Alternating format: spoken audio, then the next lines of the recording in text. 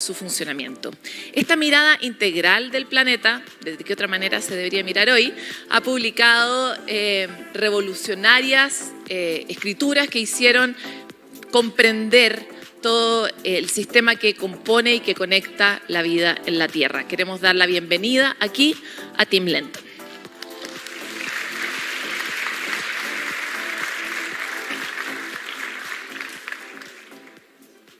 Hello, everybody.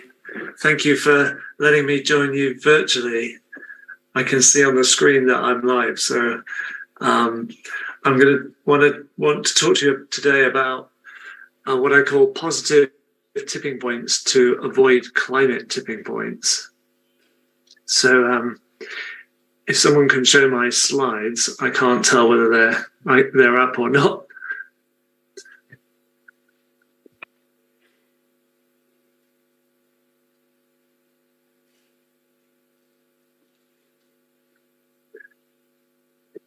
Great, thank you.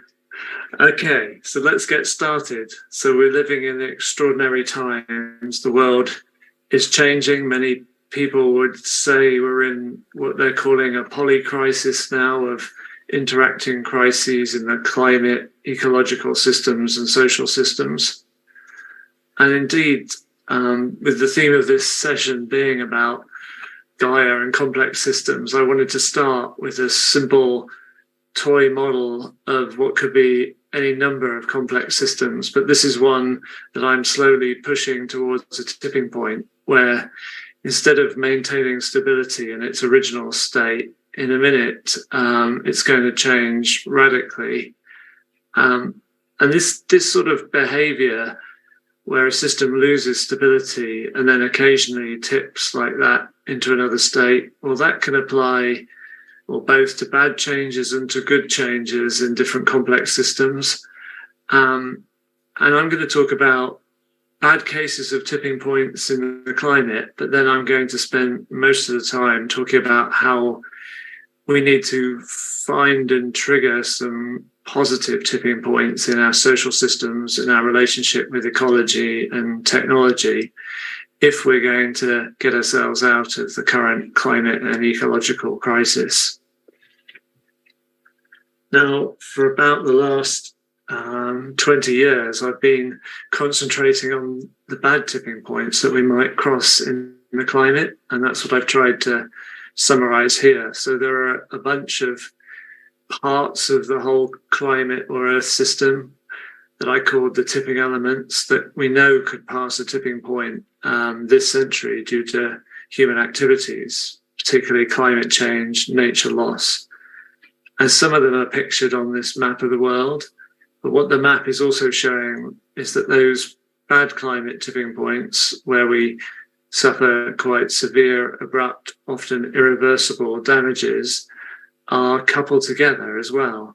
Unfortunately, in a way that tipping one thing can make tipping another more likely.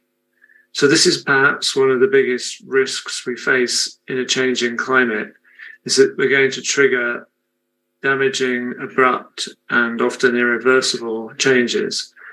So, for example, on the map, we have things like triggering the loss of the West Antarctic ice sheet or the Greenland ice sheets, which together could add 10 meters to sea level, although happily it would take many centuries for them to melt. Other systems here change faster.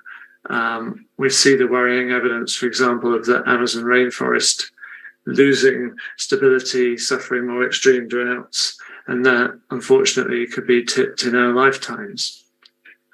So those are the bad tipping points, and we've recently been summarizing a new list of them, and we've been trying to assess at what temperature, global warming on the y-axis, these systems could be tipped.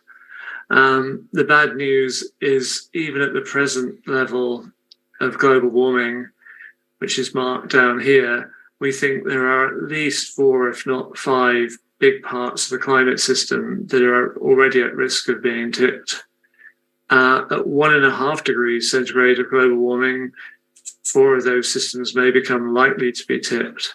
And where current policies are taking us, which is to about 2.5 degrees of global warming, well, there are like 13 systems at risk. 3 of those we'd expect would be tipped. 4 or 5 additional ones would be highly likely to be tipped. So that's really not a future we want to go towards. But we're not acting fast enough to limit global warming. So what I really want to talk about is how could we accelerate the change we need to limit global warming and hold it as close to 1.5 degrees as possible. And that's going to require finding and triggering some positive tipping points that accelerate the changes that are described by scientists and economists as decarbonizing the global economy. So basically, we need to halve the greenhouse gas emissions causing climate change by the end of this decade, and we need to try and eliminate them altogether by the middle of this century if we're to have an even chance of limiting global warming to about 1.5 degrees centigrade. That means we need to go about 5 times faster than we are at decarbonizing the economy. And the best hope of doing that radical acceleration would be if we could find and trigger some positive tipping points where, in this case, reinforcing feedbacks within society and our relationship with technology would support self-propelling change in a desirable direction. So if we were to believe that that was possible, we need to remind ourselves that abrupt social change and technological change has happened in the past. So why couldn't it happen again? And to illustrate that, I show you here my distant relative, Lillian Lenton. And you may be able to guess if I tell you that the photograph was taken in 1913 and you can see the number on her jacket.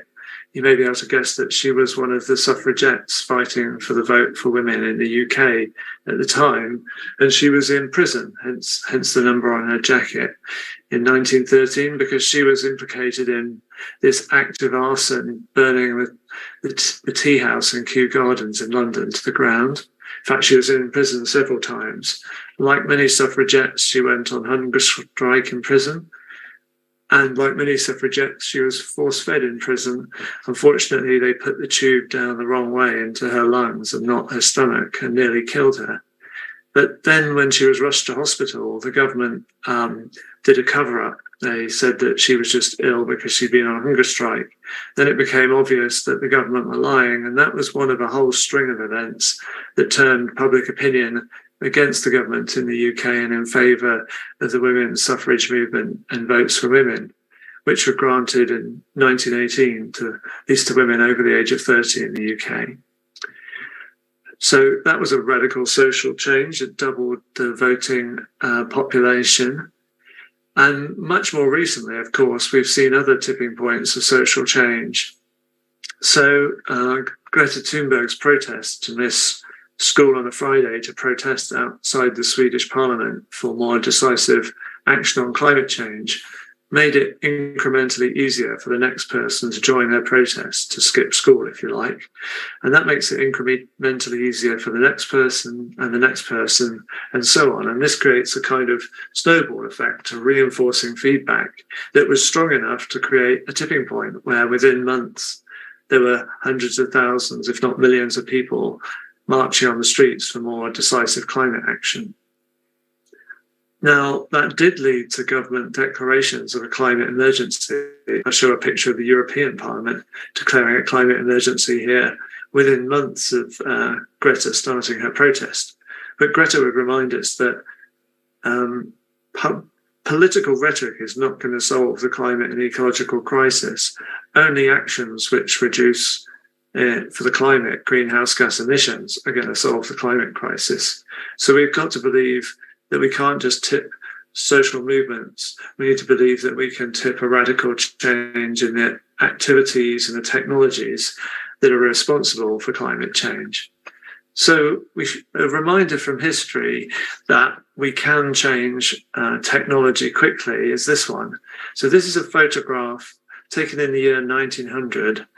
And it's a photograph of the Easter Parade on Fifth Avenue, New York City in the US in the year 1900. And your challenge, audience, is to spot the one person in the photograph who's driving an early car, an early automobile, when everybody else is in a horse-drawn carriage.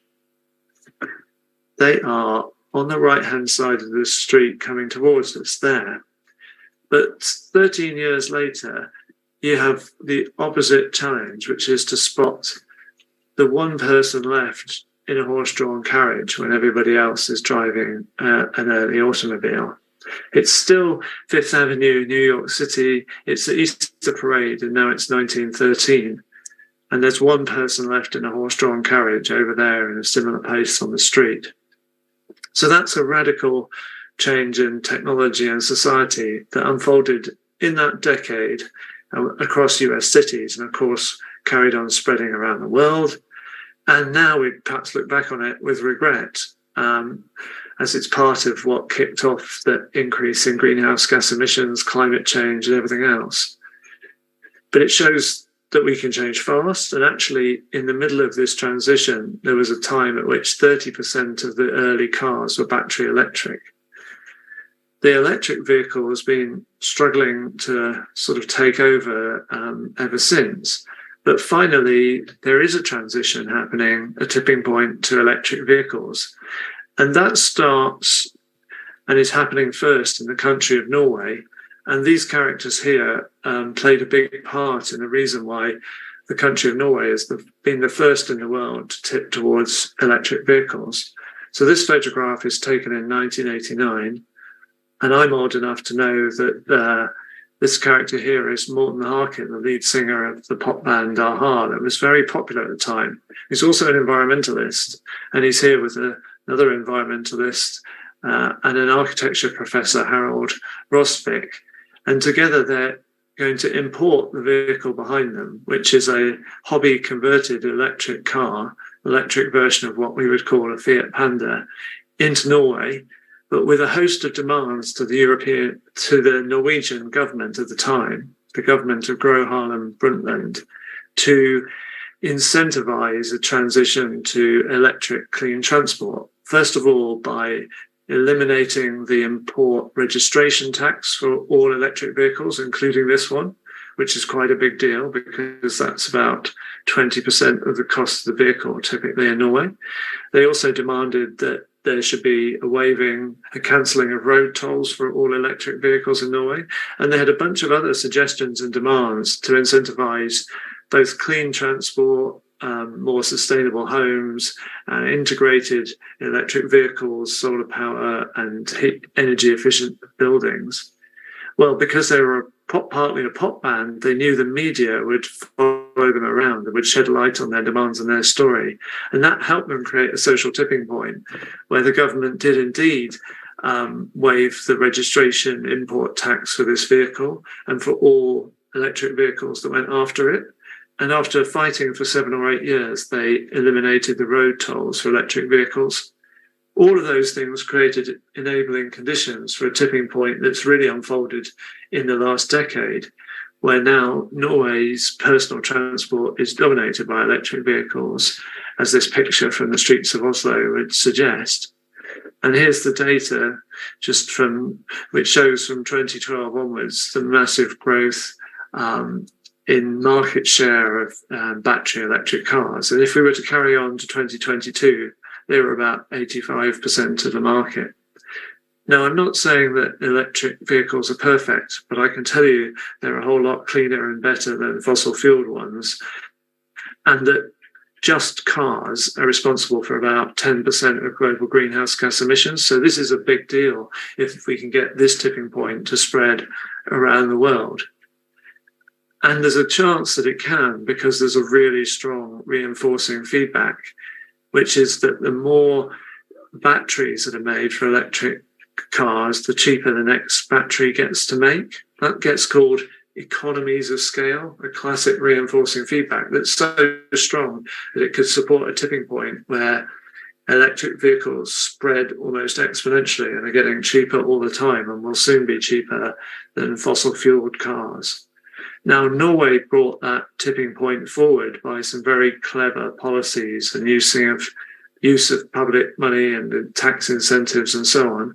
But many other countries are starting to follow their lead, especially around the world, really, but especially in Europe. And that's bringing down the price of batteries and electric vehicles, and they're getting to a point of a tipping point where they come to dominate transport. That is interesting also because it enables other tipping points to happen. So having lots of cheap batteries available is going to help make the shift to electrifying goods transport.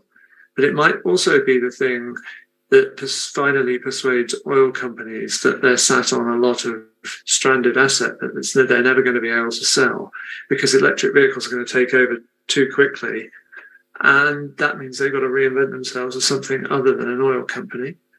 And the most interesting tipping point connection of all is that having lots and lots of cheap batteries could be a crucial enabler for the tipping point to renewable energy. Because the one problem we have to solve in a 100% renewable energy future is that when you want to boil the kettle isn't always when the sun's shining or the wind is blowing. So you need cheap storage in an renewable electric grid. So that brings me on to just a second example of a positive tipping point that's happened in my country, the UK, and that is that we've shut coal burning out of power generation in just the last decade. So the contribution of coal burning to electricity generation in the UK is the black line. The peak in 2012 here was that about 40% of power in the UK was from coal burning. Today it's around 1%. And it's renewable energy that's made up most of the difference, the green, the blue and the yellow here in the figure. So to begin with, we, the taxpayers in the UK, were supporting the deployment of renewable energy.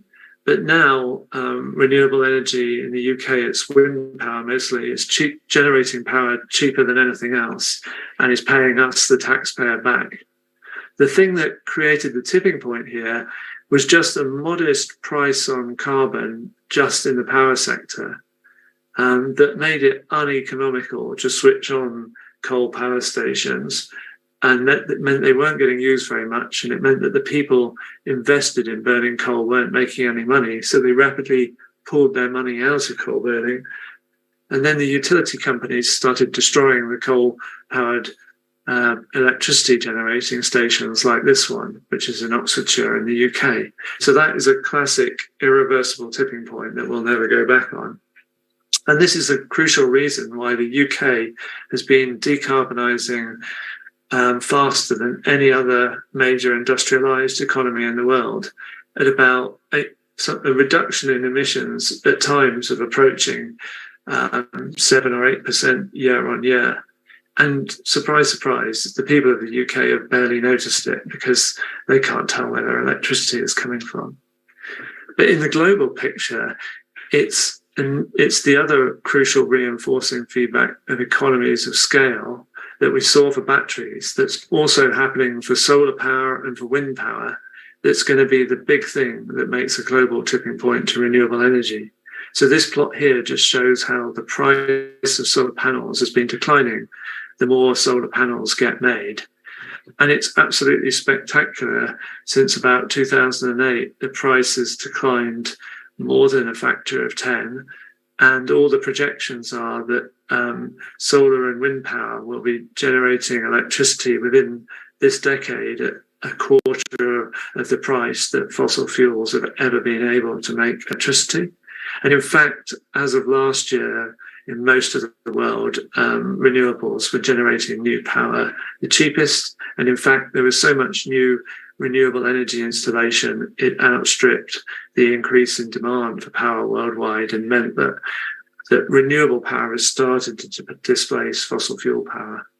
That was apparent even a couple of years ago in this plot, that if you took out the perverse subsidies and incentives that are favouring fossil fuel extraction and use, renewables were the cheapest already in most of the world, including in Chile. So I've already hinted that there are two tipping points there that interact with each other, that the renewable energy revolution is reinforcing the transition to electrifying transport because electricity is now available ever cheaper. And that's a big incentive to electrify everything. And then those ever cheaper batteries from electrifying transport are enabling the transition to renewable energy.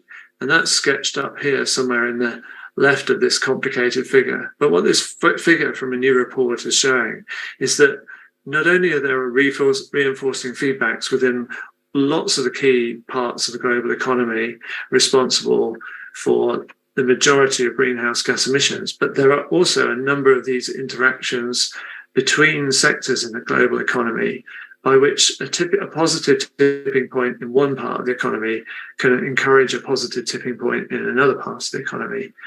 And in that way, we might get cascading positive tipping points that can accelerate the change we need to shut down those greenhouse gas emissions. Now, that hopefully gives you back a little bit of a sense of hope and empowerment in the face of the otherwise daunting climate and ecological crisis. Because if we ask, well, what can I do? We don't have to be like my distant relative Lillian Lenton and go on hunger strike in prison to make a difference here.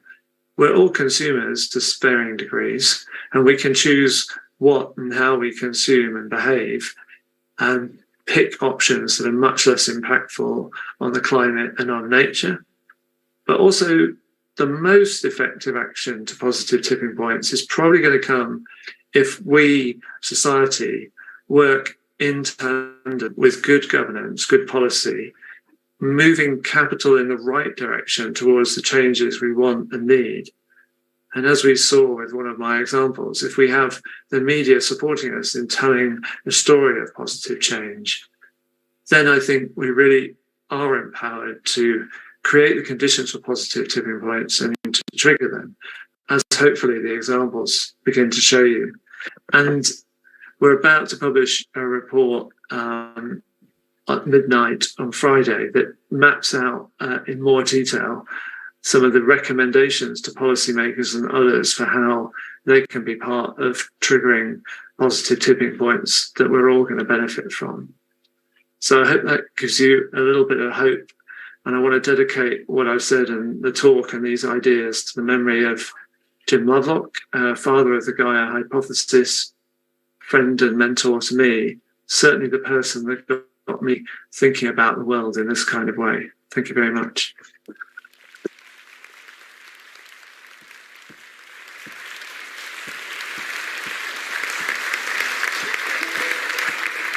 Agradecemos a Tim por su presentación y vamos ahora a introducir al siguiente invitado. Pero quisiera saber cómo dentro de nuestro público, ¿cuántos de ustedes están familiarizados con la teoría de Gaia? Tenemos una audiencia informada. Gaia, ustedes tal vez no saben, pero era el nombre en la mitología griega de la madre del planeta Tierra, de la naturaleza. Sin embargo, durante los años 70, James Lovelock desarrolló esta teoría que utilizaba Gaia como un sinónimo para hablar también de nuestro sistema planetario, de sus procesos, de los subsistemas naturales que incluyen la biosfera, la atmósfera, la hidrosfera y la criósfera. Estos procesos, sabemos, han evolucionado en conjunto, interdependiendo unos de otros durante miles de millones de años como parte de un todo integrado.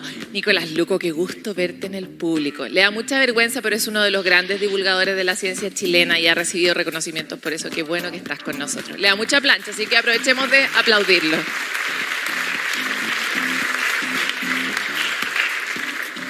Perdón, pero tú sabes que te queremos demasiado. Lo interesante de esta teoría es que lo que en un momento sonó un vuelo hippie es cada vez más realidad desde el punto de vista de la ciencia, de la biología. Hoy día en la mañana, mientras escuchábamos las exposiciones de el filósofo y de María Martinón Torres, entendíamos que además es una realidad en muchos sentidos, de muchas maneras diversas, que Gaia y que todos nosotros somos seres, un solo ser vivo, interconectado, interdependiente, que no se puede separar o dividir. Y es por lo mismo también que celebramos que se haya hecho Nuevo Domingo hoy día, ¿verdad?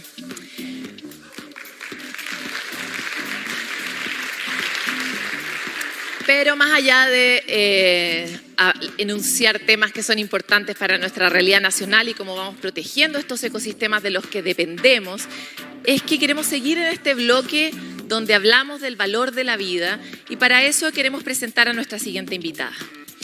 Sus estudios se centran en temas ambientales, en soluciones mediante el uso de enfoque en un ambiente inteligente. Catedrática de Medios de Comunicación, Cultura y Medio Ambiente en el Departamento de Sociología de la Universidad de Cambridge, dirige el grupo de investigación interdisciplinario Planetary Praxis, el cual agrupa diversos proyectos. Y por eso queremos dar la bienvenida a Jennifer Graves.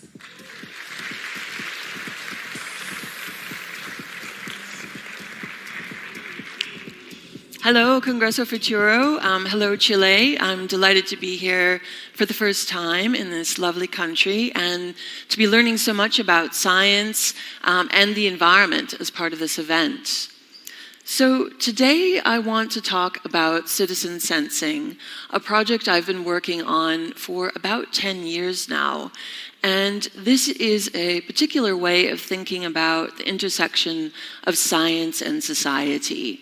So we've heard quite a lot about science, perhaps from an expert view, and everything that can contribute to our understanding of innovation, environment, and planetary challenges. But I want to think especially with you about the role of publics, the role of citizens in engaging with science, and how this can potentially contribute to more forms of social change for addressing planetary challenges. So you might be familiar with citizen sensing. This is broadly a practice of monitoring environments, and it has proliferated further because of the rise of digital technologies.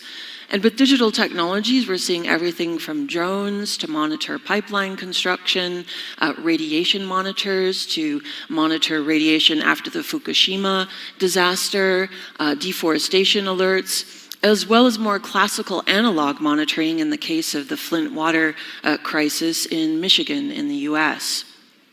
So these technologies of digitalization for monitoring are part of the Internet of Things, which we've heard about as part of this event, but they have really proliferated and become much more low cost, in some cases DIY, so people can build and deploy their own devices for monitoring environments, and in turn create their own data. So the project Citizen Sense is really investigating this phenomenon and looking at how, through the democratization of environmental data, environmental problems might be made more participatory. What does it mean if citizens become scientists of sorts, not just experts, but draw on these sorts of innovations to develop their own studies? Does this allow them to be more effective in addressing environmental problems? Does it potentially create new challenges? So we undertook a sort of sociological study working with science and technology to try to understand these problems. Just having a bit of a problem advancing there. So we chose to work especially with air quality sensors. This was in part because air quality sensors at the time that we commenced the study had really developed to a level that we could build and deploy them more easily than many other forms of sensors. But it's also because air quality, as you might know, is one of the largest environmental problems in the world in terms of its impact on human health. Almost 9 million people actually die every year from global air pollution, both indoor and outdoor. So this is a problem of considerable health issues. And here you can see a scene in London as an example of the problem of air pollution. Air pollution is a problem around the world, from London to Santiago, from Tehran to Warsaw, and it affects people in many different ways, leading to asthma as people are living their lives, and of course to premature death in the form of stroke, heart attacks, and more. So this is really the largest cause of death from environmental factors worldwide. And it's something that people are choosing to monitor because in many places, monitoring is not in place. It's not as extensive as people would hope.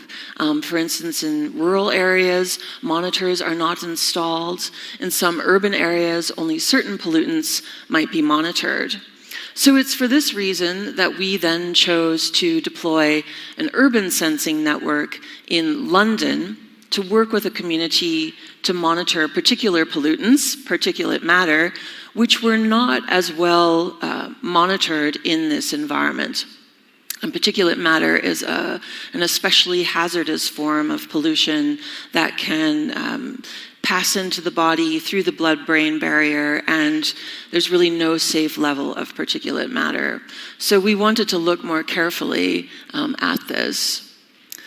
But we began not by sort of entering into communities with devices, but rather we wanted to get to know what actions were already taking place and how could we better understand concerns of communities and work that they were already doing to monitor environments.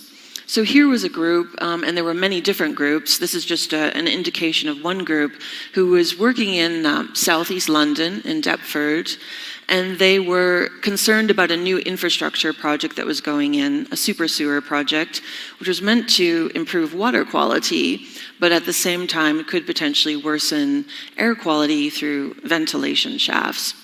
So they installed their own analog devices, diffusion tubes on lampposts, and collected a whole range of data to show how pollution was present in their neighborhood. And you could see the worst pollution levels are in black, going to the best in green. And it really was, in their findings, an area of relatively high pollution, and sometimes exceeding the World Health Organization targets by, at this time, almost 5 times the recommended 24-hour exposure. So they brought their data to policymakers, but were largely ignored for their study and told that their data wasn't accurate, it wasn't legitimate. So we wanted to look at this phenomenon of what happens when citizens turn to data collection as a way to try to affect change, but then aren't necessarily listened to. And what do the promises of digital technologies do in this space? How do they potentially help to make data more legitimate, or do they worsen this problem in terms of policymakers not listening to citizen data?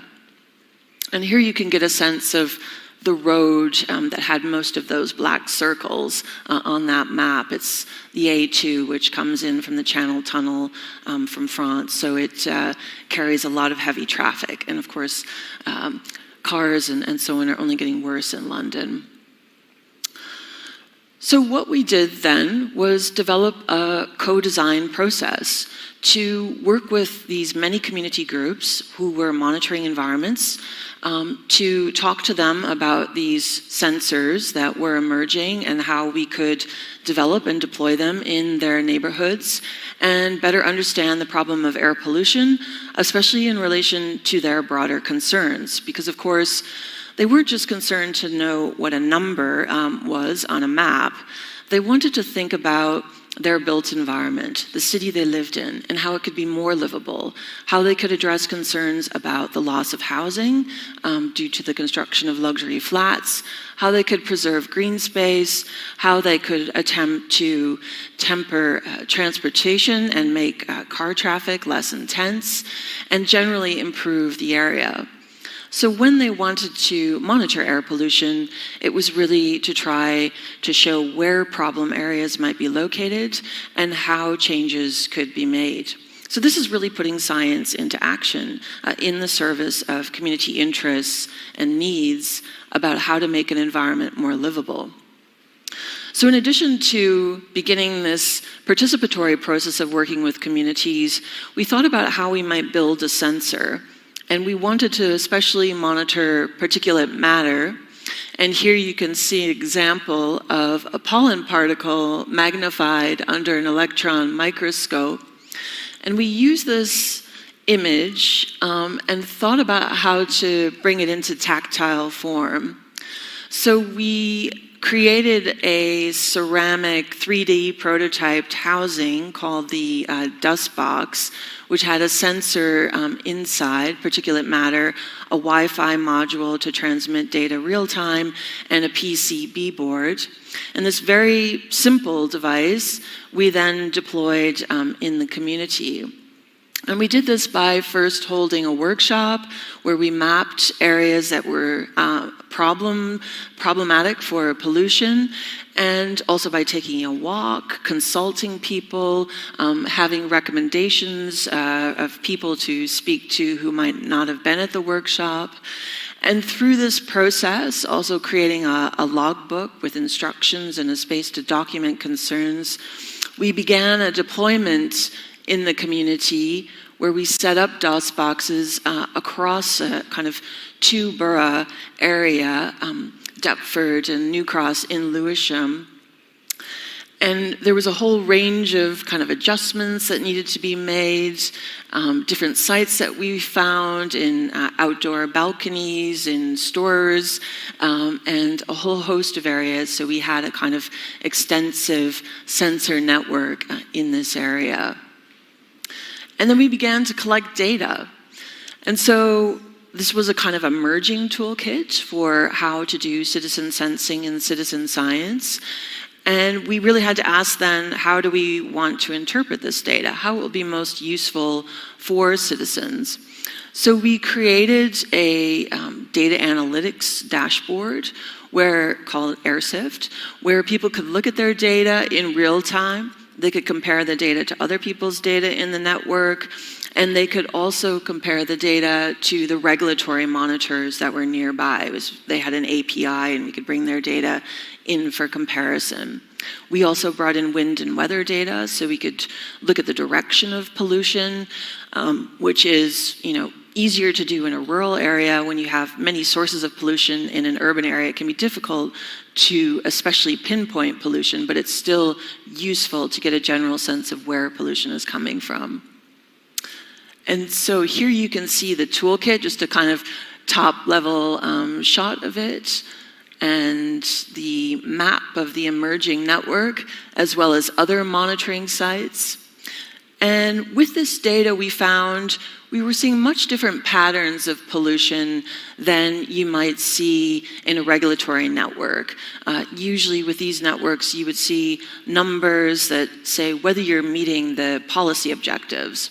But what we found instead were narratives, which we called data stories, about pollution over a 24-hour cycle or a weekly cycle that showed where traffic might be causing problems, or even, to our surprise, where pollution might be coming from the River Thames due to the dirty diesel that vessels burn on the river.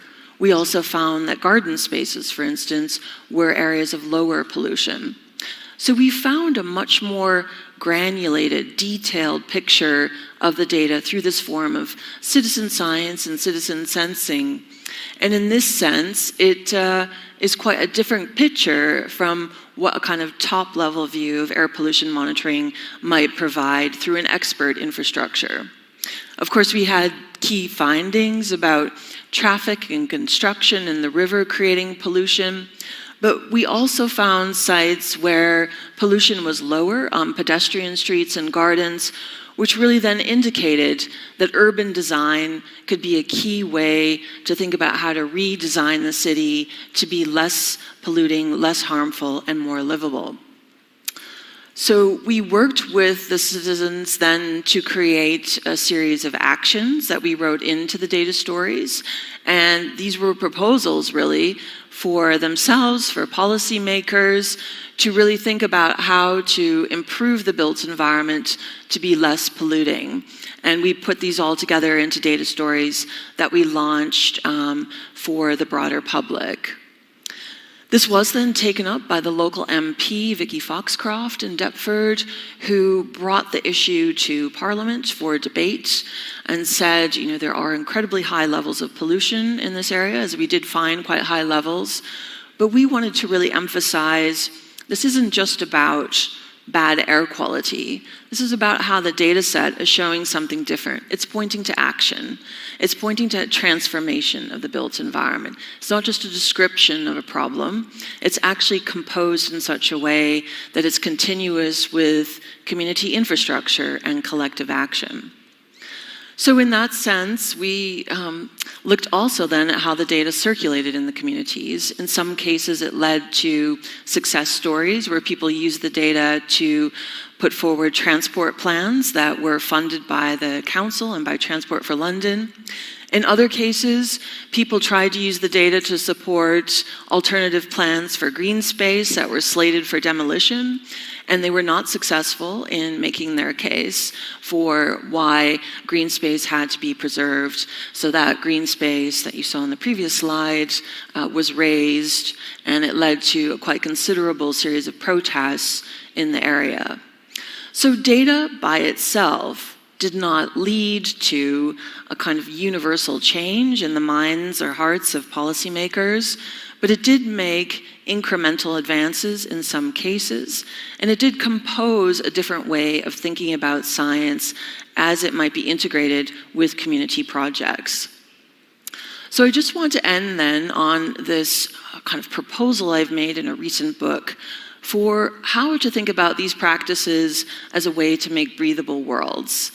And this is a way to think about not just how we might breathe more freely, but how we might be in more constructive exchange with our environments, how we might be able to have our voices raised and heard by policymakers, by industry, and to really be able to form the environments that are the most livable, breathable spaces for environmental flourishing. Of course, this wasn't the end of that project. We made a series of other studies building on our findings, including making an air quality garden with the Museum of London as part of a City Now, City Future project. And we developed a toolkit called the Phytosensor Toolkit for proposing how you might build green spaces that could be a way to abate or reduce air pollution. So this continued to give rise to ideas for further interventions that could be made. Here's a walk we went on to look at some air quality gardens that were already taking shape in the City of London. We also built a prototype toolkit called AirKit, where we took all the components of the research that we did over the Deptford study and the Museum of London study and pulled those together into a toolkit where anyone can build their dust box if they want. We have dust boxes for loan. You can pipe your data to this platform. You can look at the real-time readings, and you can also write your own data stories. So we tried to create what might be a relatively autonomous DIY infrastructure that community groups could use. So with that, I'll just end on the note that this really is a way of creating citizen infrastructures. And by this I mean not just public space, not just civic space, but infrastructures that are made by and for citizens, that are developed through iterative and transformative engagements, and really become a space for ongoing exchange to address the planetary challenges that we have ahead. I've written a short piece on this for a citizen science and public policy brief from the University of Cambridge. And this is also fed into a review of public engagement for a social science expert group, a working group for the Deptford Science Advisory Council, where we undertake a review of public engagement. The air pollution study is in this as an appendix, and you can also find a quite extensive review of different forms of public engagement to think through how it might be possible for policymakers to work with communities. What are the formats out there, from citizen assemblies and sortition to monitoring and a whole host of focus groups and other modalities that might be beneficial for thinking about how to make sure that communities are included, activated, and able to really be involved in the transformation of environments for greater flourishing and breathability. If you're interested in this topic, it's included in these two books, especially the last one, Citizens of Worlds, Open Air Toolkits for Environmental Struggle, just came out 2 months ago. It's available online for free on the Manifold platform, so you don't need to buy it. And you can go to our Citizen Sense website to find any of the toolkits we've created in case you want to look at how to adapt those, build them, and so on. And I should just say, a project like this is never done alone. It's collaborative and brings together many different people, from postdoctoral researchers, PhD researchers, to designers, engineers, community groups, policymakers, cultural organizations, and many more. So you can see all of them listed there. And my final thanks to the European Research Council for funding this study. Thanks very much.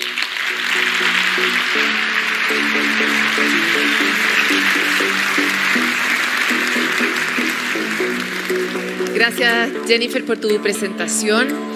Y ahora vamos a cambiar, vamos a viajar a otro lugar de las soluciones que dicen relación con lo que podemos producir de una manera diferente para generar un impacto distinto en el planeta. Nuestro siguiente invitado es director y fundador de Sohai Texa y es científico visitante en la École Polytechnique Federal de Lausanne, en Suiza. Su foco central son justamente el desarrollo de combustibles sustentables. Sabemos que el problema que tenemos hoy día con el cambio climático y principalmente con el calentamiento global dice relación en gran parte con el tipo de combustibles que estamos utilizando. Él trabaja con el mundo del hidrógeno y con su almacenamiento, pero a larga escala. Es pionero en la tecnología de la fotosíntesis artificial utilizando luz solar. Queremos dar la bienvenida a Saurabh Temburne.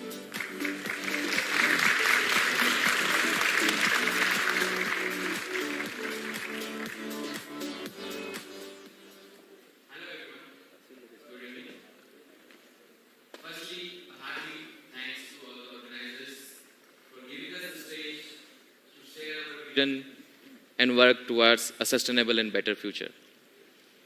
My name is Saurabh, and as you may already have figured out, I am a scientist and entrepreneur based out of the beautiful country of Switzerland. So before I dive into the topic of solar hydrogen, let me first start with a very simple but quite important question. Wouldn't it be great if we could reduce our dependency on conventional fossil fuels, which are anyway exhausting and are the major cause of damages not only to our environment, but are also at the center of major geopolitical tensions? And wouldn't it be equally amazing if you could produce a clean alternative fuel simply by using locally available and sustainable input resources such as sunlight and water? The simple answer is, it's a no-brainer. Yes, this would be amazing. And this is exactly what my work focuses on. And this is exactly what we do at Sohai Tech, which is a company I found based in Switzerland to really commercialize and take this technology forward. So let me dive a bit more into hydrogen and why hydrogen technically. So hydrogen, in fact, is widely recognized as the clean alternative fuel for the future. And it's all for good reasons. And why so? Hydrogen is in fact the simplest element out there. And because of this, it's in fact the most abundant element in the entire universe. But there's a catch. Hydrogen doesn't exist in its free form. The hydrogen gas in the free form you cannot find in our atmosphere because it's the lightest gas, so it doesn't even stay in our atmosphere. Where you can find hydrogen is in fact everyone around us. In fact, our body has a significant composition out of hydrogen. All the hydrocarbon things which you see around here has hydrogen on top of carbon. So hydrogen is in fact everywhere, and the use of hydrogen is the cleanest way to use a fuel. Because when you burn hydrogen, the only thing you produce is in fact water. There are no other emissions. So it's kind of a magic fuel. So what's the catch again here? Why we are not strongly focusing on this fuel? And what has taken so long basically to focus on this clean fuel? The problem is that most of this hydrogen today is in fact produced from fossil fuels. which kind of kills the purpose to have a clean fuel which is based on non-clean fuel. It's an irony. And the second biggest problem is most of this production is in fact centralized. So if you as a user want to use this beautiful fuel, it has to get transported over hundreds to thousands of kilometers to you. And in the transportation, it again will induce pollution, it would take time, and eventually it would be costly. And the second irony is they use diesel trucks to transport hydrogen cylinders, which is, again, kind of kills the purpose. So what's the solution here? When you look around outside in nature, you can always find solutions to each and every problem. And that's what we did. My inspiration here was this beautiful real tree. And the process which inspired me is in fact millennia old. It's photosynthesis. To simply describe, this real tree absorbs the sunlight, uses water and carbon dioxide to basically give you your food or energy and oxygen which we breathe. Right? That's the basic principle of photosynthesis. So that's what we exactly did. We mimicked this process in an artificial way and made it highly efficient to really make it cost effective. So on the right side, you see an artificial tree. That's our creation. We call it ARB. And in fact, in terms of photosynthesis efficiency, if you compare to that real tree, it's 25 times more efficient. But the working principle is still the same. You use sun and water as the only input resource for that. No other dependency, you don't need anything else. And in the end, you get clean and pure fuel, that is hydrogen. That also gives you oxygen, in fact, highly pure oxygen, which you can use for all the purposes. On top of this, it also gives you heat energy as an output. So it's a cogeneration system for fuel and power. So now, let's dive slightly deeper into what makes this innovation or the technology interesting. In its whole essence, the ARB looks something like this. So on the right side, you see the real picture of a product scale pilot. So what you see, in fact, is a big reflector. That's nothing special. The light falls on it, it concentrates light by a factor of 1,000. But this has been existing since ages. So what's innovative here is the small device, which in fact is just this small, which sits in the center focal spot of that particular collector. And that's what is performing artificial photosynthesis. If I go in more technical terms, this is the more detailed schematic, but I won't bore you with what exactly happens here. But essentially what we are doing here is we are combining multiple physics as well as chemistry in one single device, which allows us to be very efficient as well as cost effective. And in simple terms, this is how it works. Apparently there's a video which is not playing, but anyway. So basically the concentrated light falls on that artificial photosynthesis device. We simply put water into the device, and using the sunlight, the water is broken into hydrogen and oxygen already separated. And the basic principle behind this is basically photoelectrochemistry. So that was the core innovation from us. And what is the output of this innovation? Essentially, this allowed us to achieve some of the highest solar to fuel efficiencies out there. So some of the efficiency figures you would notice are mentioned over here. Just to put it into perspective, maybe absolute number doesn't make sense to you. As I said, this is 25 times higher than what a real tree does. And this is at least 2 times better than anything else you would find out there in the scientific world or in the industrial world, right? So, and that's not it. It's not only about solar fuel or solar hydrogen. As you may notice, a tree does in fact multiple other stuff also, right? It doesn't just give you glucose and oxygen. It can do even other stuff. So even our tree is versatile. It's a cogeneration system. Normally in any energy system, even in solar panels, which you guys are very familiar with, you always produce heat, which normally is wasted back into the atmosphere. You cannot collect because it's not economically feasible to collect over a large area. Here, we also collect that heat. We use that heat, in fact, to optimize that conversion efficiency, but also give this as an output to you, basically to the user. You can use this heat actually for heating purpose. You can convert this heat also into cold. So if you talk about the overall energetic efficiency of the entire system, it's unparalleled, it's 80%. What it means, out of the 100% of the light which is falling on this collector, 80% is given as an output to you in the useful energy form, right? That's what makes it super interesting. So our mission at So High Tech essentially is to deploy clean and green and on-site way of producing fuel and power. This is a system which we can deploy right next to where you need the fuel and power. If you want to power your houses, commercial building, we can create artificial gardens with this tree, which will provide you electricity, heat, as well as energy storage. If you want to power big industries, we can create a farm or forest with these trees, very close to the industry, and we can support them in terms of their fuel needs, raw material needs, or energy needs.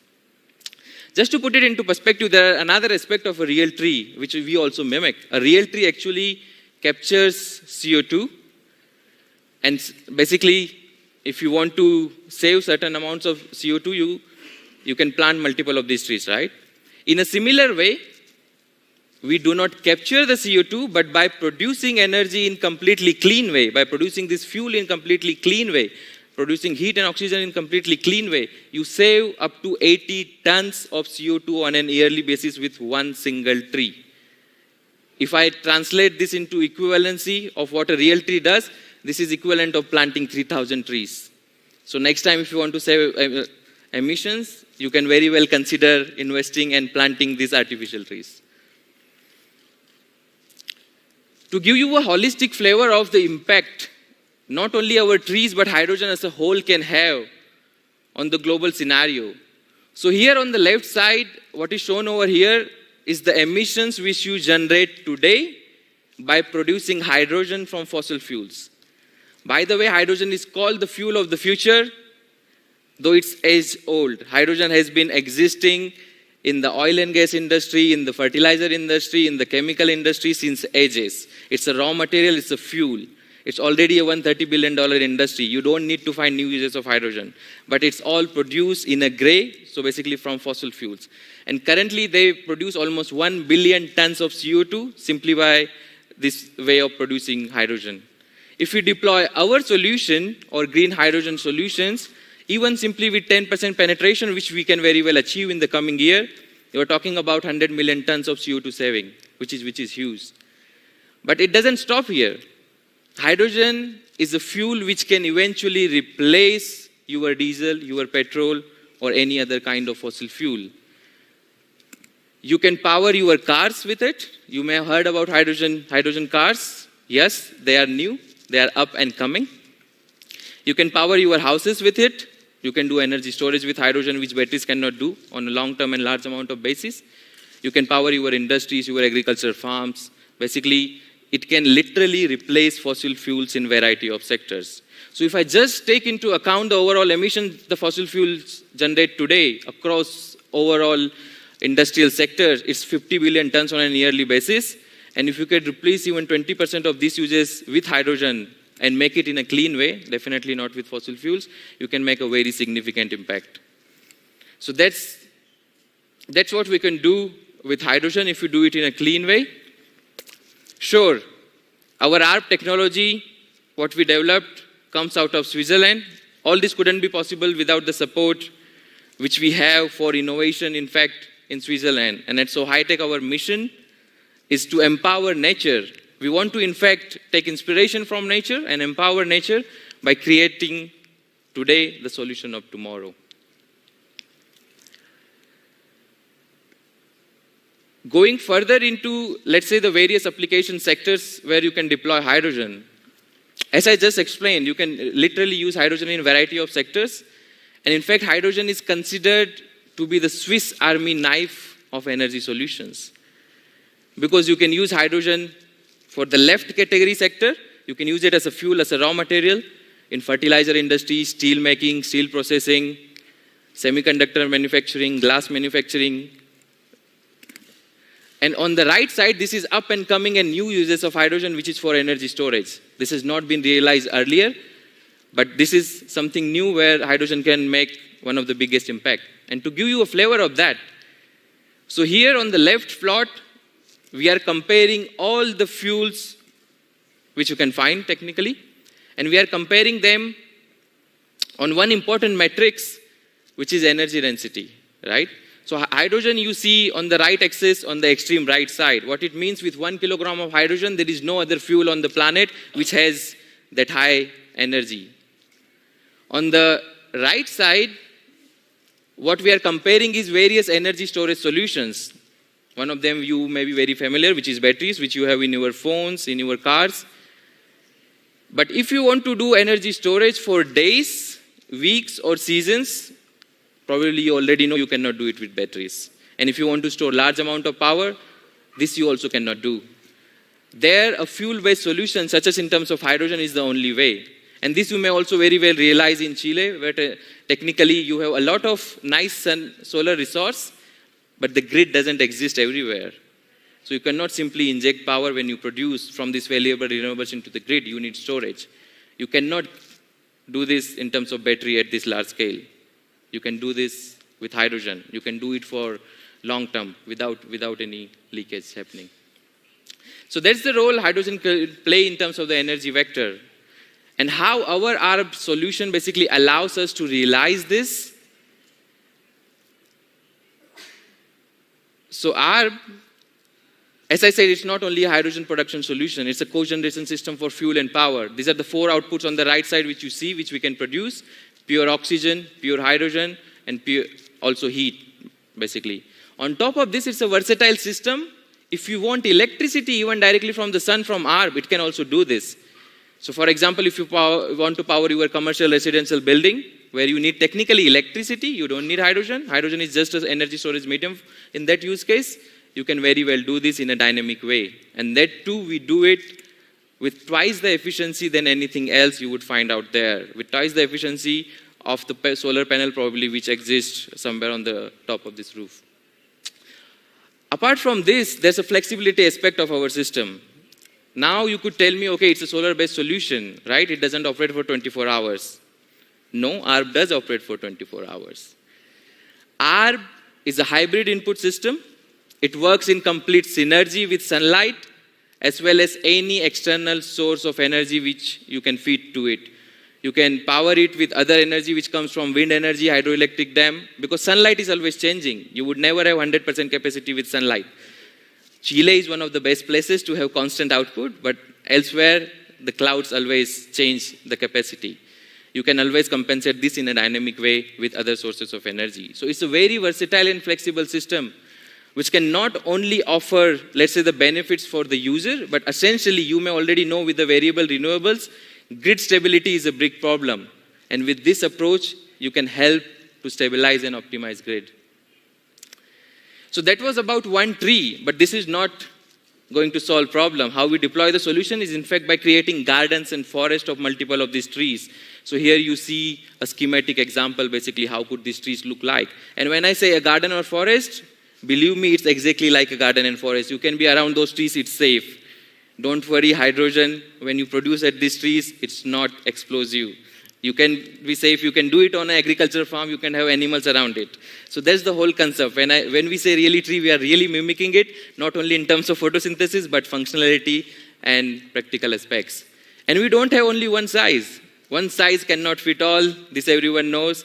We want to cater to the needs of small, medium, large scale sectors. So in fact, we have 3 sizes. We can go all the way to few megawatts, multi-megawatt, and even gigawatt scale with the various sizes which we have. So just to complement, we in fact develop, build and operate these gardens and forests. And our aim is to offer hydrogen or fuel as a service. Eventually, what you care about is how much you pay for your clean fuel. And that's what we want to provide you. A complete solution in terms of service. Very briefly to end my presentation, I would like to compare our solution with all the other ways which exist for hydrogen production, right? So on the right, these are the non-clean ways. You use fossil fuels to create hydrogen. In the middle, you have still clean ways. You can use solar farms and still use that clean electricity to do something called electrolysis and produce hydrogen. But if you compare all the approaches on the two important parameters, which is the production price, eventually, if you buy a clean fuel, even if you are a sustainability lover, next day you would ask me, Saurabh, I pay for diesel $2 per kilogram, how much I would pay for hydrogen if I were to run for 100 kilometers. So it has to be cost competitive. If you have to replace fossil fuel, sustainability alone is not going to drive it. And that's what we can achieve. If you see the plot, we are not only the most sustainable solution out there, but we are also the most cost-effective one. We have a production price which can directly replace fossil fuels. So that's almost the end. This is just to say, in fact, as I said, it's a versatile and flexible system. It's better than anything else. Another point I wanted to highlight, on anywhere on the planet, if you have a parcel of land and if you want to deploy a PV farm to produce hydrogen, you deploy these apps and we would give you 2 to 3 times more production in the same land. So the land co-utilization also becomes super interesting, thanks to the high efficiency and the durability which we offer. So with this, I would not spend much time on this, but just to say, we in fact do hold a world record on the best performing solar hydrogen production system. And currently we are commercializing with industrial sector our solution. We are already creating gardens in Switzerland and already targeting to create forest in US and also creating our footprint slowly here in Chile. So with this, I would conclude with a final message. I started my presentation with a question. I would like to end it with a message. Change doesn't happen on its own. We, the people, have to drive the change. And solving climate crisis is not the job of one country. It's not the job of one industry. It's not the job of one community. We all have to collaborate together and work together to solve this crisis. So let's work together and let's make the planet Earth great again. Thank you.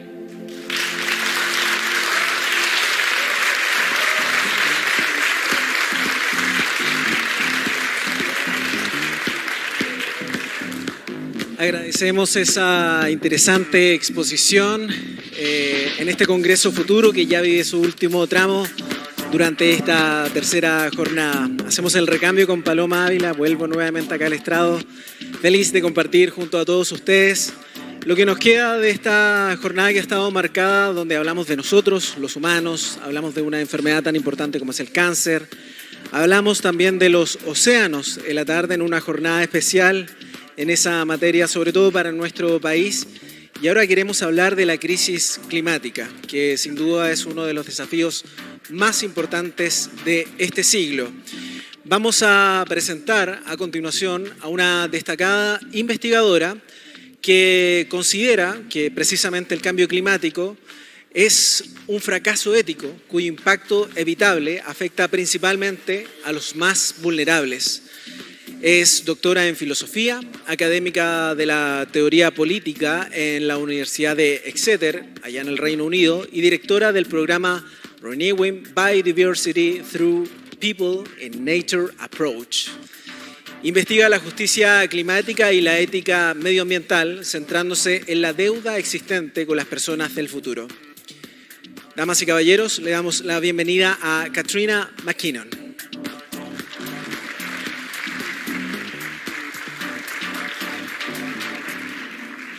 Good evening, Santiago. I'm delighted to be here. It's a real treat to be in your country for the first time. And I'm very grateful for your hospitality. So tonight, I'm going to talk to you about the idea that we should deliberately manipulate the climate system as a way of addressing the climate crisis. And this idea is called geoengineering. I'm going to try to persuade you that we should be very alive to the ethical risks of accelerating research into this technology, and we should all be on our guard against the seductive logic of those who argue that research into this technology should be accelerated. But first, a few words about the climate crisis.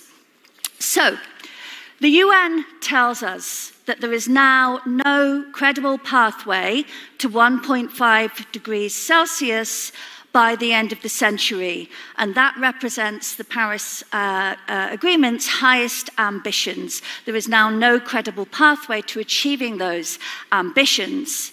The UN tells us that only an urgent system-wide transformation can avoid climate disaster.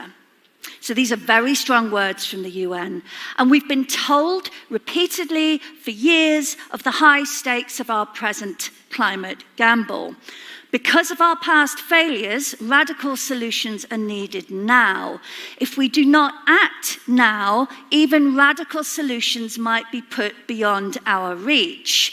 So you heard from my colleague at Exeter, Tim Lenton, earlier on about the possibility of passing climate tipping points. As a result of passing some of those tipping points, we could find ourselves in a situation in which climate change has run away from human control. That's the worst case scenario for climate disaster. Now, from the point of view of climate justice, this urgent system-wide transformation must involve a rapid movement to a zero-carbon global economy, and it must involve keeping fossil fuels in the ground permanently. Not only that, it has to involve the more advantaged, high-emitting countries of the world making space in what's known as the carbon budget for the less developed, lower-emitting countries of the world to develop in ways that enable them to satisfy the basic rights of their people. In other words, the so-called luxury emissions of the world's most advantaged high-emitting people must be slashed immediately and hard in order to make room for the so-called subsistence emissions of the world's least advantaged people. Now, few people are optimistic that those who have the power to effect this urgent system-wide transformation are going to be willing to make the sacrifices, the unavoidable sacrifices, that are involved in making that transition. Many people are in despair as they watch the window on 2 degrees Celsius closing, and many of us are frightened. I'm sure you've all had the thought, if only we had more time. Well, enter the champions of geoengineering, of solar geoengineering in particular. So I'm going to explain to you what this technology is in a nutshell. It's very simple. So these people say that we could use these techniques to cool the planet by reflecting sunlight away from it. So we could affect a global cooling by global dimming. And the most discussed technique at present involves continuously injecting tiny particles into the stratosphere, most commonly sulfate particles, which have reflective properties and would reflect sunlight away from the planet. So these would spread across throughout the stratosphere in an even way. How would we do this? Well, there are a number of proposals on the table. One of them is that we would have fleets of drones, unmanned drones, continuously circling the planet, spraying this stuff up there into the stratosphere. Another proposal involves enormous tethered balloons, which would do the same thing at various points around the globe. So could this technology buy us more time to reduce our emissions? Well, if this is the first time you've heard of solar geoengineering, you might be stifling a gasp or even a guffaw, right? It sounds preposterous, crackpot, and desperate. But surely you might think this isn't a real option. Surely nobody is really thinking about this as a way to buy time to address the climate crisis. Well, I want to give you a snapshot of how things stand somewhat in this space to convince you that we should be taking this seriously as a technology that is emerging. So, of course, there are no drones or balloons yet, and there's no global governance, and there's very little public awareness. But here's what there is. There are research programs at high-profile universities which are funded by billionaire philanthropists. So Bill Gates has his money in solar geoengineering, for example. There are planned outdoor experiments. There are reports by serious, august national scientific bodies on the promises and the perils of this technology. There's a stream of publication in very high-caliber peer-reviewed journals, and recently the Intergovernmental Panel on Climate Change, which is the UN body that synthesizes the science around climate change, is starting to pay attention to this technology. Beyond that, very recently, there are startups funded by venture capitalists who are promising to make shiny clouds to prevent catastrophic global warming. And there's an instruction recently in the last few months from the US Congress to the White House Office of Science and Technology to run a 5-year program of research on what they call climate intervention. So this is essentially a rebranding of solar geoengineering. So we shouldn't be dismissing this as sci-fi nonsense. I think we need to be taking this very seriously. That said, I think the arguments for accelerating research into this technology as a way of buying time in the climate crisis have a seductive logic.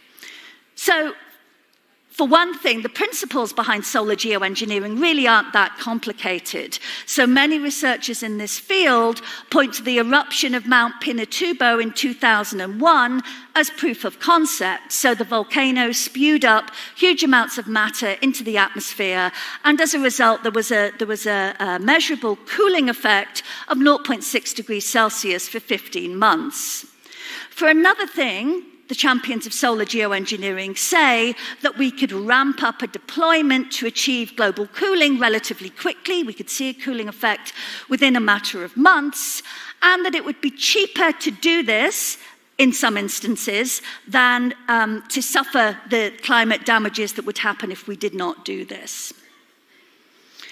Okay, so the champions of solar geoengineering say that they're alive to the possibility of hubristic and reckless and desperate deployments. They say that they want research into this technology to be ramped up and to be accelerated precisely to avoid such rogue deployments. So here's an example of a rogue deployment. So we can imagine a desperate country facing terrible climate impacts that decides from within its own territory to throw up huge amounts of sulfates into the stratosphere and so achieve a cooling and protect its people by doing that. So this is the premise of Kim Stanley Robinson's novel, The Ministry for the Future. The champions of solar geoengineering say, look, we need to accelerate research so that we can deliver to the future a safe technology which would avoid these worrying, hubristic, and reckless rogue deployments. So should we do this? Should we accelerate research and build up governance for solar geoengineering? So I'm going to offer you some reasons now as to why we should not join in what I call the fantasies of control, which are offered to us by those who want research into this technology to be accelerated. So I think we should be focusing much more on the following sets of worries. So the first worry is that we could sleepwalk into a solar geoengineered world. So we could propel our socio-technical systems into states in which it's too costly or difficult to abandon them for other socio-technical systems which are much more beneficial, attractive, and efficient. So we have the classic example of this phenomenon, which is known as lock-in, is the QWERTY keyboard. So there are keyboard layouts which are much more efficient when it comes to typing and much more comfortable for the person doing the typing. And yet this keyboard layout is ubiquitous. We have locked into this keyboard layout, despite the fact that there are better alternatives there. And there are various mechanisms that explain these processes of socio-technical lock-in. Indeed, perhaps we're in the climate crisis because we locked into a global fossil fuel energy regime at a certain point early in the Industrial Revolution. So in the case of solar geoengineering, there is an extra twist with respect to this worry about lock-in. And this is because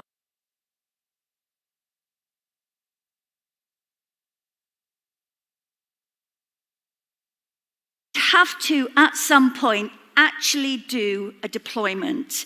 So we would have to deploy solar geoengineering on a planetary scale, both in order to test the deployment infrastructure, the drones or the balloons or what have you, but also to try and figure out the unintended consequences of doing this kind of using this kind of technology. And we would have to do that for a matter of years. This would not be a very short period. We would have to, for a sustained period of time, actually do solar geoengineering. So there is no way to fully research this without actually doing it. And in that scenario, solar geoengineering quite literally fills up all the space available for research and experimentation. Perhaps that's the purest form of lock-in we can imagine.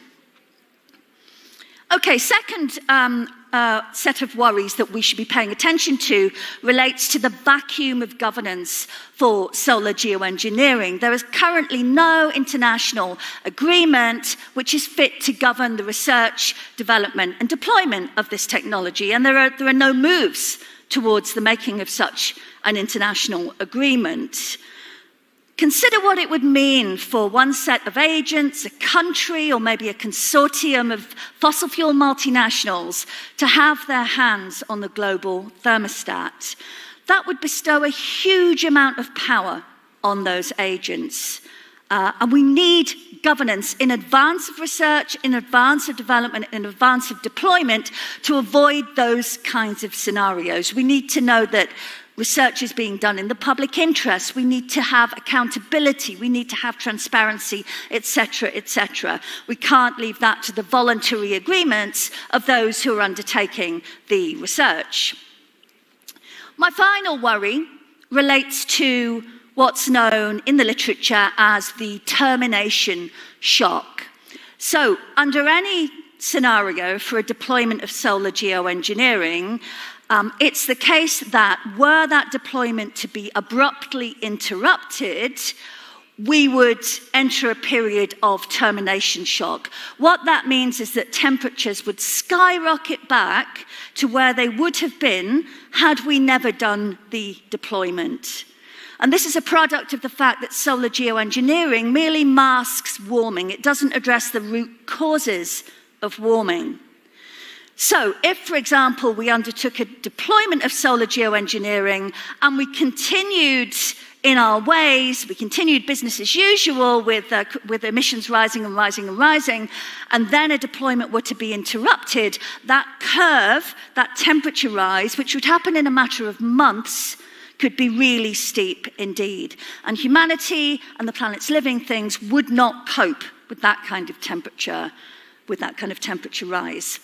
And there's many things that could cause that, right? So tsunamis or asteroids or war or terrorism or earthquakes, all sorts of ways in which a global deployment could be interrupted. We should really be worried about that. So, I think that these ethical worries should generate deep skepticism about the fantasies of control, as I call them, offered to us by the champions of geoengineering. And I want to finish by offering you 3 take-home lessons from all of this. The first lesson, the most important lesson, I think, is that we are not bound to a future of solar geoengineering. 1.5 degrees Celsius by the end of the century is not credible now, but 2 degrees Celsius, limiting warming to 2 degrees Celsius, is still within our grasp. If we get lucky and if we try really hard and we sustain our efforts, that's still possible. And if not 2 degrees, then 2.1. And if not 2.1, then 2.2. Every fraction of a degree counts, and we should not fetishize the 1.5 degree target. That's the first lesson. The second lesson is that it's now or never. So any action that's going to put us on a path to avoiding a solar geoengineered future has to start now. So if venture capitalists are putting their millions into shiny cloud startups, it's a fair bet that fossil fuel multinationals have also taken notice of this technology. Now, if we want this technology to avoid being developed in a way that generates profit, and I would hope we would want to avoid that, we need to be enacting governance right now to set the scene for the ways in which research and development are going to be done. So, in the words of my friend Henry Shue, we are the pivotal generation in this respect. The final lesson third lesson is that questions of governance must not be left to chance, and they must not be left to the engineers and the chemists who run these research programs. The people who run these research programs, the champions of solar geoengineering, say that they want research in the public interest, and they say that they want a deployable, safe technology to protect the world's most climate vulnerable people.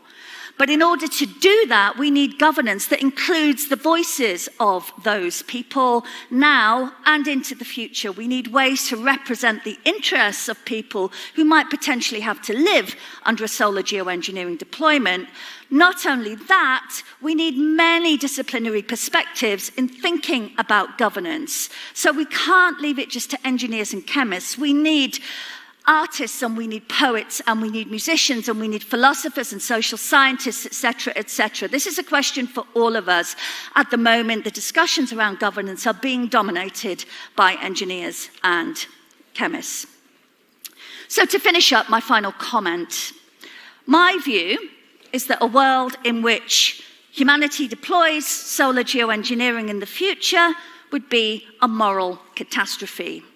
What a disgusting spectacle of a species we would be under the milky skies we have created, telling ourselves lies that we have everything under control. And yet the odds are so heavily stacked against us getting ahead of the climate crisis by means of mitigation alone.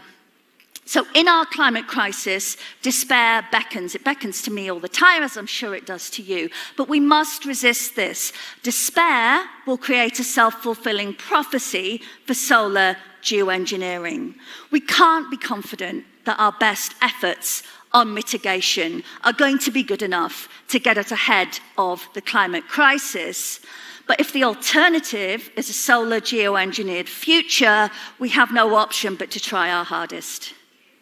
Thank you for listening.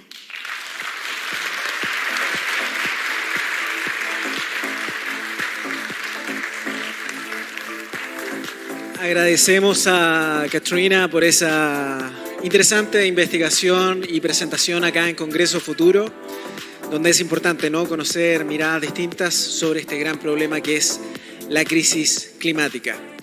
Vamos llegando a la finalización de esta tercera jornada, donde hemos tocado distintos temas, distintos aspectos de la sociedad y también de los desafíos, no solamente del presente, sino que también del futuro. Estamos a mitad de camino. Recuerden que nos queda la jornada del día jueves y también el viernes e incluso el sábado, una jornada ahí especial de un análisis de lo que ha sido esta semana de la 12ª versión de Congreso Futuro. Yo me comienzo a despedir, pero los quiero dejar invitados a la que será la última presentación de este miércoles, porque desde climatología podemos comprender los efectos de la crisis climática. Para eso vamos a tomar contacto junto a Raúl Cordero, que estudia fenómenos naturales como el agujero de la capa de ozono, la radiación, y desarrolla una investigación científica en la región antártica. Él es doctor en Ciencias Naturales de la Universidad de Hannover, en Alemania, ingeniero mecánico y doctor en Ciencias de la Ingeniería por parte de la Pontificia Universidad Católica de nuestro país. También es miembro de la Comisión Ozono, una de las comisiones especiales sobre el estudio del ozono en el mundo. Por eso los dejamos ahora junto a Raúl Cordero. Que estén muy bien.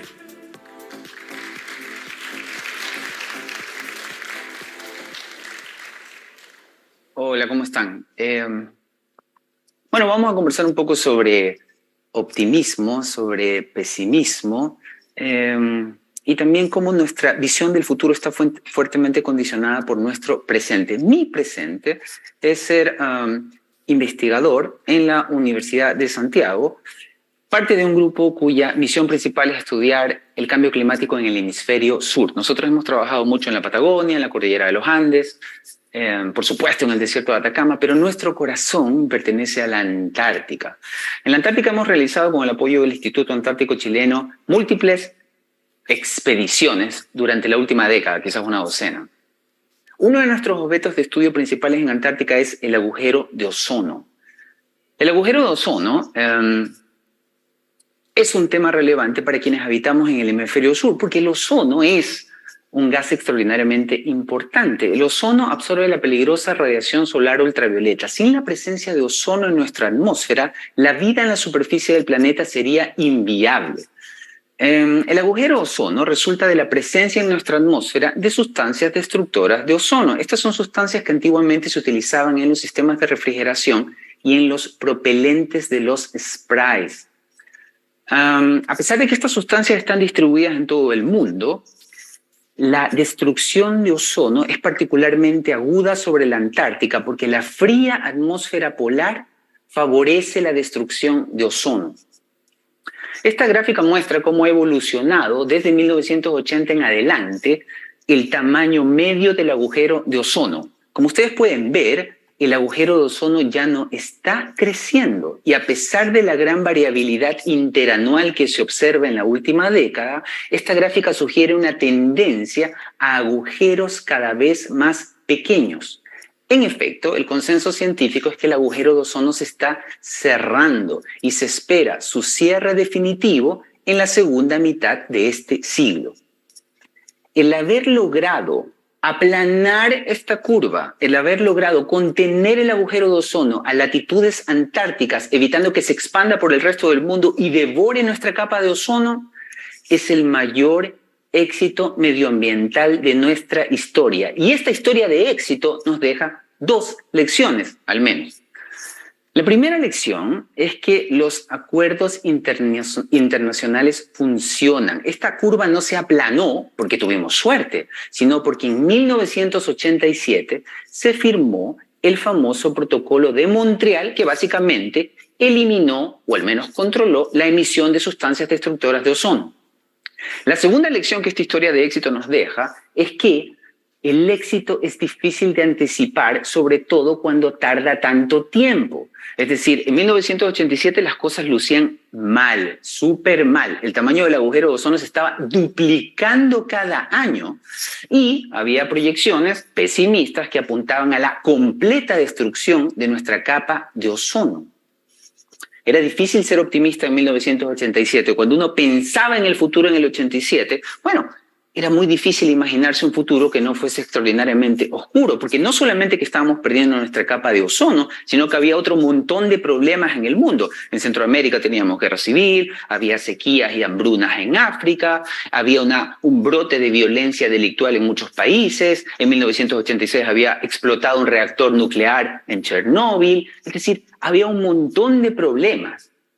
Para hacernos una idea de cuál era la visión que del futuro se tenía en 1987, un ejercicio interesante es echar un vistazo a las películas de ciencia ficción que se estrenaron en los años 80.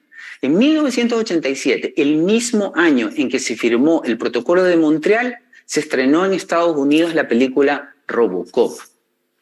Robocop es un western de ciencia ficción, pero es un western. Y como todo western, hay un bueno, hay un malo y hay un feo. Ahora, esta película no solamente es una película violenta, sino que es una crítica a la sociedad de la época. Utiliza supuestamente la violencia gore para criticar la violencia que los realizadores percibían se estaba utilizando para desmantelar el Estado. La década de los 80 es la década del ascenso del neoliberalismo en Norteamérica. El villano de la película, el malo, es un alto ejecutivo de una corporación que no solamente está cooptando al Estado, lo quiere reemplazar. Su misión es hacerse con el último servicio público aún en manos del Estado. La policía quiere reemplazar la policía todavía pública por, entre otras alternativas, un cyborg, mitad humano, mitad máquina. La trama de la película no evoluciona bien para el villano, termina mal para él. Pero ya fuera de la película, en el mundo real, los últimos 35 años tampoco han sido color de rosas para nosotros. Es decir, vivimos en un mundo en el que las corporaciones están sustituyendo al Estado. Estos entes públicos no estatales, como les gusta autodenominarse, nos proveen un montón de servicios que antes eran provistos por el Estado. Salud, educación, pensiones, el correo.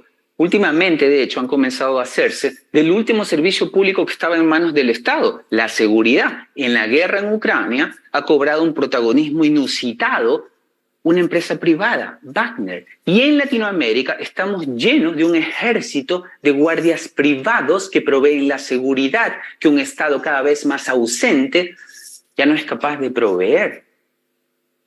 Pero, a pesar de que esos malos augurios parecen haberse materializado, hay unos malos augurios esbozados en esta película que no se materializaron. Yo al menos identifiqué dos. El primero tiene que ver con los códigos de vestir. Es decir, es buena noticia que los altos ejecutivos de las corporaciones que dominan el mundo no usen chaleco. Desde mi perspectiva, que las corbatas hayan apenas logrado pasar el cambio de siglo es una buena noticia. El segundo mal augurio, que afortunadamente no se materializó, tiene que ver con la capa de ozono. En la película se preveía la desaparición completa de nuestra capa de ozono y lo hacían mostrando un comercial, supuestamente de la televisión del futuro, que promocionaba un bloqueador solar, no de factor 30 o 50 como el que hoy podemos comprar en cualquier farmacia, sino un bloqueador factor 5000. ¿Te fijas?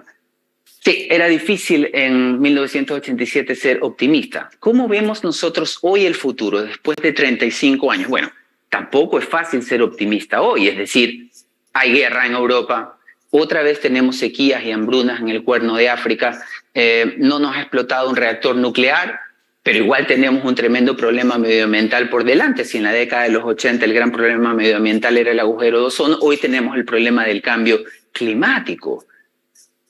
Respecto al cambio climático, hay cualquier cantidad de malas noticias. El año pasado, la concentración de dióxido de carbono, el principal gas de efecto invernadero, rompió la barrera psicológica de los 420 partes por millón. Esto es un 50% más de lo que existía en nuestra atmósfera antes de la era industrial. Y no hemos podido, ni estamos cerca aún, de aplanar esta curva. Ni la Cumbre de Río, ni el Protocolo de Kioto, ni el Acuerdo de París han podido detener el crecimiento en la concentración de dióxido de carbono en nuestra atmósfera. El resultado de esto es que el planeta se está calentando aceleradamente. En promedio, el planeta ya se calentó 1 grado, pero las zonas que se muestran en este mapa en color rojo se han calentado mucho más que eso. En nuestro hemisferio, en el hemisferio sur, la zona del mundo que más se ha calentado es la península antártica. La península antártica cerró el 2022 como el peor año en términos de temperatura jamás registrado. La temperatura en la península antártica en el 2022 cerró 2 grados por encima de valores típicos. Yo sé que a muchos 2 grados de alza les puede parecer poco, pero esto es un promedio que enmascara alzas mucho más grandes durante periodos relativamente pequeños de tiempo, que es lo que nosotros llamamos a veces olas de calor. Una intensa ola de calor se registró en febrero del año pasado en la península antártica, donde trabajamos nosotros. En la base argentina Carlini y en la base ucraniana Vernansky se registraron temperaturas récord, nunca antes vista. Como se pueden ustedes imaginar, tener 14 grados de temperatura en la Antártica es malo para el hielo. Pero las altas temperaturas, la pérdida de hielo, no son nuestro único problema. De hecho, el principal problema que estamos enfrentando hoy tiene que ver con la redistribución que el cambio climático está haciendo de las precipitaciones. Están cambiando las lluvias porque se están repartiendo. En este nuevo reparto de precipitaciones, en el hemisferio sur hay 3 perdedores. Y desgraciadamente nosotros somos uno de ellos.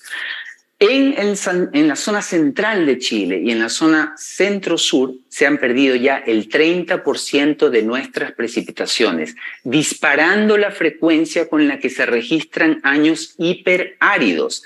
El 2022 cerró con precipitaciones en la zona central que son apenas la mitad de las que se registraban normalmente en la década de los 80.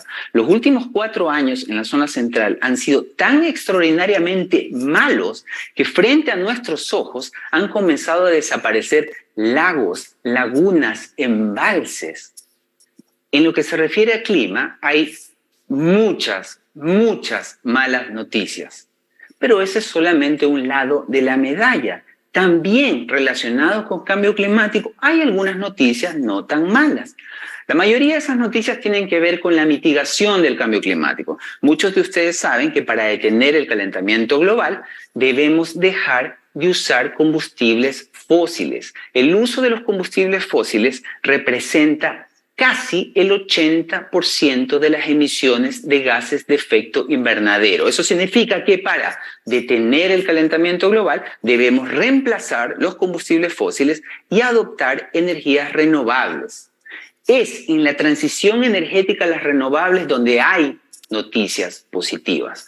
Si uno toma un auto y parte hacia el norte o hacia el sur, desde Santiago, va a comenzar a encontrar panoramas como este. No es que sea un panorama hermoso de ver, pero es un panorama necesario. Grandes plantas fotovoltaicas, grandes parques eólicos. Estos parques eólicos y estas plantas fotovoltaicas ya generaron el 2022 el 30% de la electricidad que se consumió en Chile.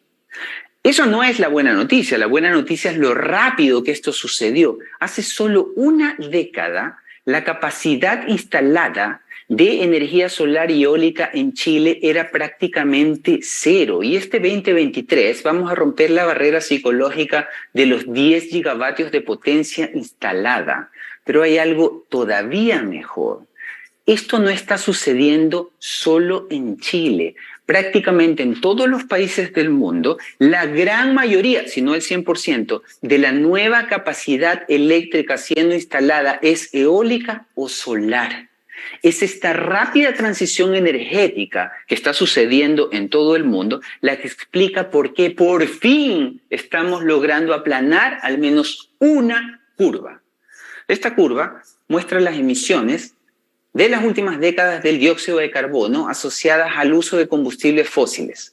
Entre 1980 y el 2020 las emisiones se duplicaron, crecieron un 100%, pero en la última década el crecimiento es mucho más acotado, 5%. No estamos tan claros si ya estamos cerca o ya pasamos el pic de emisiones, pero lo que sí estamos seguros es que ya se produjo algo que no había pasado desde el inicio de la era industrial, el gran desacople entre crecimiento económico y emisiones de gases de efecto invernadero. La economía mundial sigue creciendo y las emisiones crecen a un ritmo más pequeño, quizás están prontas a comenzar a bajar.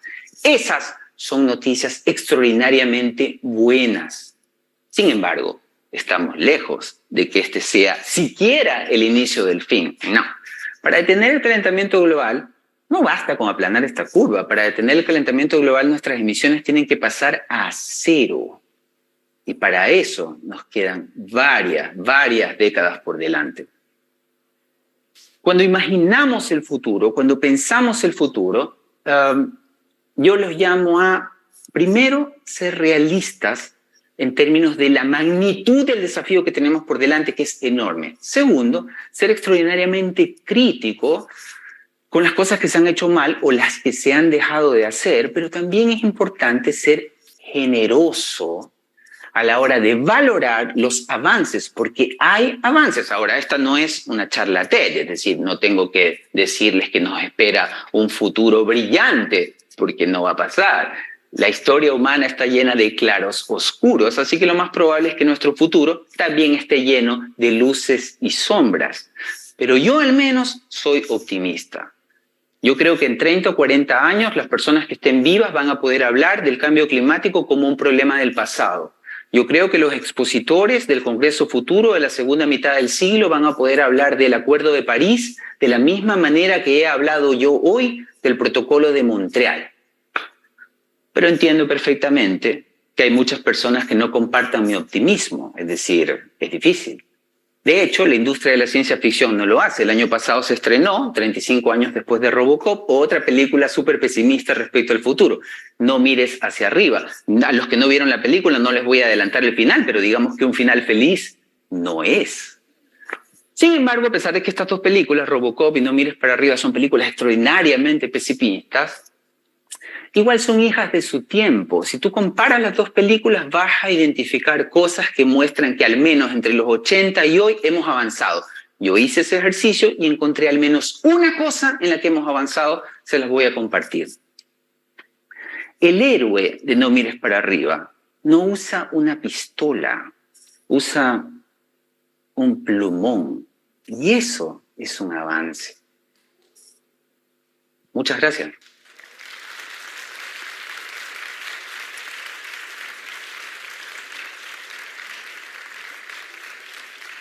Metida para avatares humanos o posthumanos.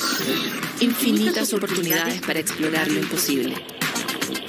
Unirnos, separarnos, jugar en grupo o aislarnos de todo, en la Tierra, en Marte. La Tierra prometida. Para avatares humanos o posthumanos. ¿Qué nos gusta de la materia? ¿Qué queremos del cuerpo? Despertar como una rana, almorzar en una familia de cucarachas, mirar el atardecer con ojos de edificio, comer un cóctel de krill en el océano Antártico para dormir con sentimientos de robot. Experiencias sin límite, fluir en lo infinito, ser hombre, mujer, infante, axolote, salamandra, alienígena, la libertad de lo que no tiene fronteras.